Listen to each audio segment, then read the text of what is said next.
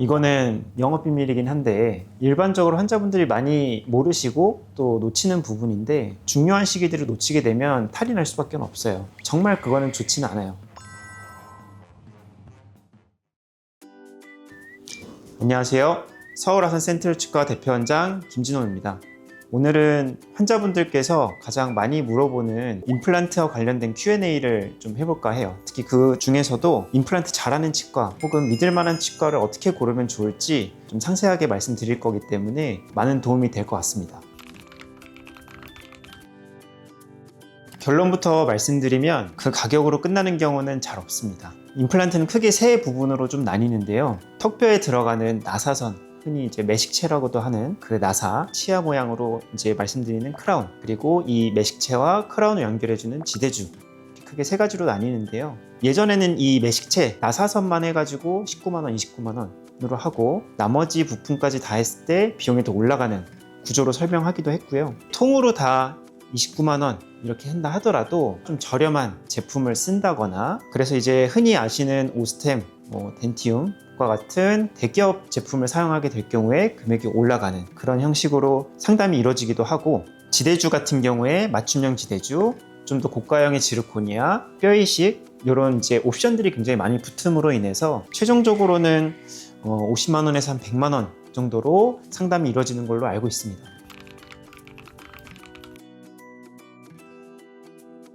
이거는 제가 가족들한테도 알려드리지 않았던 그 비밀을 좀 말씀드릴까 합니다. 총 5가지로 말씀드릴 건데요. 이 5가지만 체크하셔도 주변에서 좋은 치과는 고르실 수 있지 않을까 싶습니다. 첫 번째로 그 진료 상담할 때 보험 진료, 흔히 이제 신경치료나 충치치료, 잇몸치료 이런 것들보다는 임플란트를 권하지 않는지 이걸 보시는 것도 좋을 것 같아요. 임플란트가 아무리 좋아졌다고 하더라도 내 치아만큼 편하지는 않거든요. 그래서 내 치아를 살릴 수만 있다면 조금 더 그런 진료를 해보는 거를 권합니다. 아무래도 대형 치과나 이런 공장형 치과에서는 이게 29만 원이 적은 금액이라 하더라도 보험 진료하는 거를 비교했을 때 그래도 여전히 29만 원이 더 고가의 진료거든요. 그러다 보니 그런 치과일수록 치아를 살릴 수 있는 진료보다는 그냥 뽑고 임플란트 심고 그런 식으로 병원을 운영을 해야 경영에 도움이 되기 때문에 그런 식으로 이제 상담을 할 가능성이 높아요. 결론을 말씀드리자면 내 치아를 최대한 살릴 수 있는 진료의 어떤 상담을 좀 해주시는지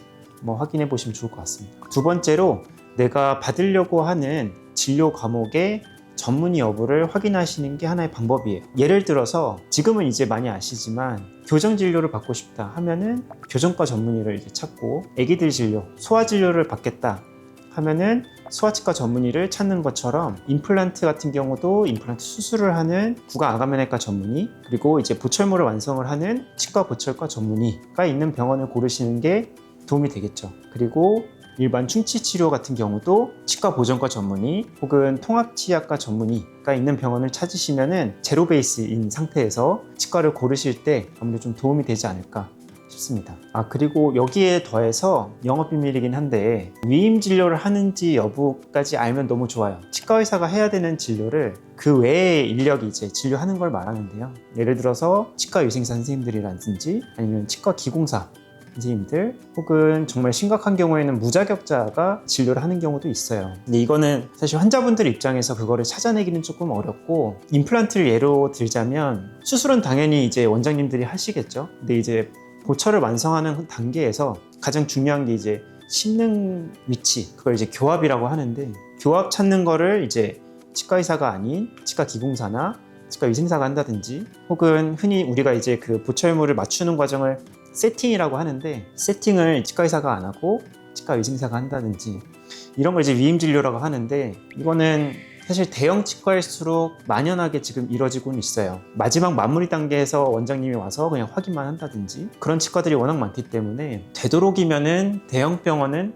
조금 피하시는 게 어떨까 싶기는 합니다. 세 번째로는 국내 대기업 임플란트 회사의 제품을 사용하는지 여부와 임플란트 보철물의 형태에 관해서 자세하게 이제 설명을 하는지 여부를 체크하는 게 좋습니다. 우리나라 같은 경우는 지금 오스템이라는 회사가 압도적 1위기는 해요. 그래서 오스템이 아니어도 다른 이제 회사 제품들 중에서도 굉장히 좋은 제품들이 많거든요. 근데 그럼에도 불구하고 이제 오스템 제품을 저도 권하기도 하고 주변 지인분들한테 추천하는 이유는 호환이에요. 결국에는 만약에 오스템이 아닌 다른 제품을 했는데 이사를 가게 돼서 혹은 타 치과로 이제 변경을 했을 때 호환이 안 될 경우에 굉장히 좀 곤란한 상황이 많아요. 타사 제품이라 하더라도 오스템의 카피 제품들이 굉장히 많거든요.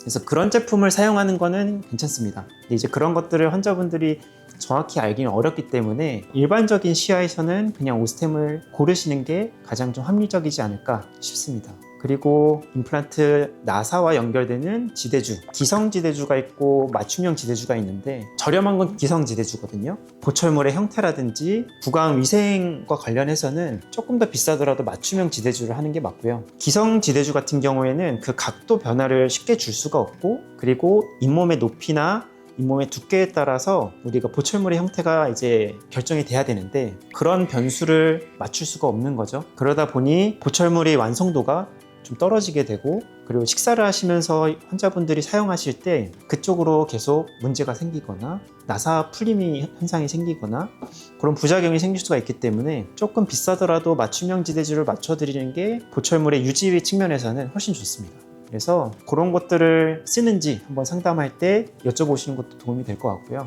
네 번째로는 일반적으로 환자분들이 많이 모르시고 또 놓치는 부분인데 보철물의 사후관리 기간 그리고 횟수를 체크해 보는 겁니다.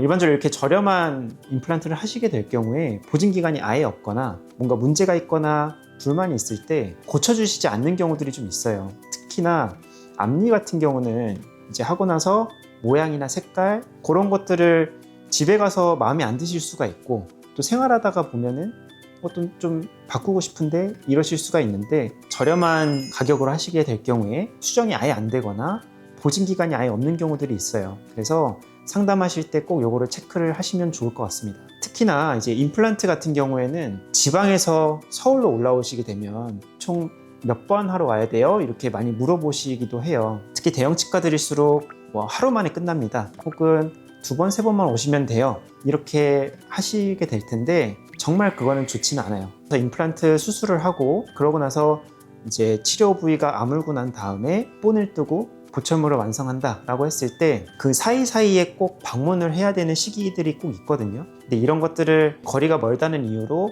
혹은 대기가 많기 때문에 기간을 좀 줄인다는 이유로 중요한 시기들을 놓치게 되면 탈이 날 수밖에 없어요. 그래서 좀 많이 안타까운 것 중에 하나가 지방에 개원한 동기들이 얘기했던 걸로는 강남에서 이제 임플란트를 하고 소독만 받으러 오시거나 문제가 있을 때 이것만 좀 손봐주세요 하는 경우들이 많이 있다고 해요, 지방에서. 근데 이거를 그 해당 병원에서 하지 않으셨을 경우에 좀 처리해드리기 어려운 경우들이 있더라고요. 그래서 5번째로는 주기적으로 내원할 수 있는 가까운 치과 찾기입니다. 임플란트를 안 하셨더라도 1년에 한두 번씩은 꼭 치과에 가서 검진 그리고 스케일링을 받는 걸 권해드리는데요. 임플란트일수록 사실은 더 자주 내원을 하셔서 검진을 받으셔야 돼요. 먼 지역에서 임플란트만 하러 가셨을 경우에 자주 내원을 해서 검사받기는 좀 힘드실 거예요. 되도록이면 자기 집 근처에 있는 치과에서 좋은 치과를 찾으시는 거를 저는 권해드리고 싶습니다. 잘 치료한 임플란트는 10년,